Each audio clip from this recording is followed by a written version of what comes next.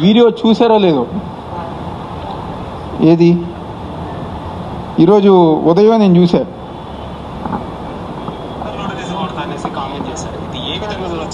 నిజంగా జగన్మోహన్ రెడ్డి బట్టలు ఉడతీసేవాడైతే వాడి పెళ్ళం ఎందుకని అవినాష్ రెడ్డికి ఉదయం పూట 3 గంటలకు ఫోన్ చేసింది.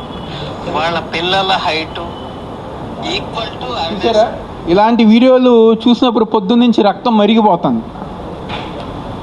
ఎవరైతే ఇలాంటి మాటలు మాట్లాడారో, ఎవరైతే మన నాయకుల్ని మన కార్యకర్తలని ఇబ్బంది పెడుతున్న పోలీసులు ఉన్నారో, తెలుగుదేశం పార్టీ వాళ్ళు ఉన్నారో, కూటమి ప్రభుత్వం ఉన్నారు, ఈ సమావేశం ద్వారా వాళ్ళందరూ గారు గుర్తుపెట్టుకోవాల్సిన విషయం 2029లో 88 మ్యాజిక్ ఫిగర్ వైఎస్ఆర్ కాంగ్రెస్ పార్టీకి దాటిన తర్వాత అరే మేము ఎందుకు మాట్లాడామరా ఆ రోజు, మేము ఎందుకు మాట్లాడామరా ఆ రోజు అనే విధంగా మనందరం గారా కార్యకర్తలకు ఆ విధంగా అండగా ఉంటున్నాం.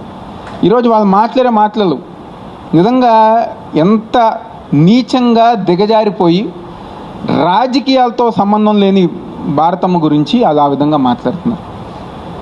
తప్పకుండా ఎన్నిగా మన కార్యకర్తలు ఎన్నిగా ప్రజానికం చెప్పాలి. ఈ విధమైన పరిపాలన ఈరోజు కూటమి ప్రభుత్వం ఆధ్వర్యంలో జరుగుతుంది.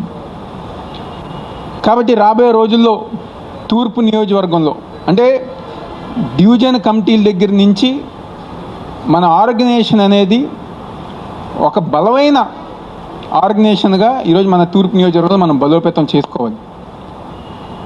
ఎంత బలంగా చేసుకోవాలంటే ఏ నిమిషంలో స్థానిక సంస్థల ఎన్నికలు వచ్చినా ఎగిరేది వైఎస్ఆర్సీపీ జెండా మన విజయవాడ నగరపాలక సంస్థలు అనే విధంగా మన అందరం గారా ఆ విధంగా పనిచేసుకుంటూ మన ఆర్గనైజేషన్ అనేది గారా స్ట్రెంథెన్ చేసుకోవాలి. ఎందుకంటే దీంట్లో ప్రజానికి అందరు గారా కూటమి ప్రభుత్వం మీద విసిగిపోయారు, మాకు పథకాలు రావట్లేరు అనే ఒక ఇదిలో వెళ్ళిపోయారు. ఇవన్నీ గారు వాళ్ళు చూస్తున్నారు. కాబట్టి తప్పకుండా రేపు ఒక బలమైన ఇదిగా నాకు తెలిసి ఈ వ్యతిరేకత చూసి అదే వాళ్ళు ఎలక్షన్ పెడతారో పెట్టరో అని నా డౌటే. ఒకవేళ పెట్టినా మళ్ళీ ఎగిరేది వైఎస్ఆర్సీపీ జెండా అనే విషయం దయచేసి అందరిగా గుర్తుపెట్టుకోవాలి, మన ప్రజానికానికి చెప్పాలి. ఆ విధమైన బలమైన ఆర్గనైజేషన్ మన నియోజకవర్గంలో ఇచ్చేసుకోవాలి.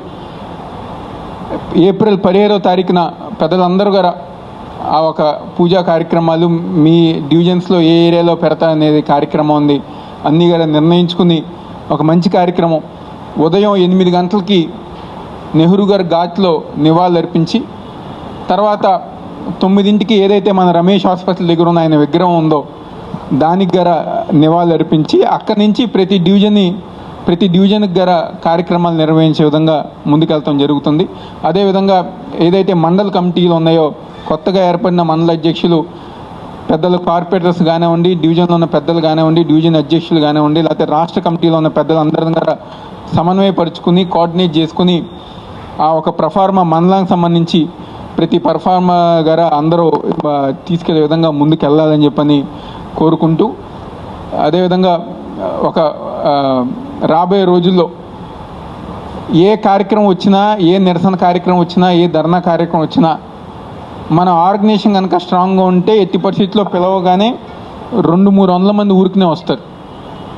ఆ విధమైన ఆర్గనైజేషన్ మన తూర్పు నియోజకవర్గంలో మనం ఏర్పాటు చేసుకోవాలని చెప్పని మనస్ఫూర్తిగా కోరుకుంటూ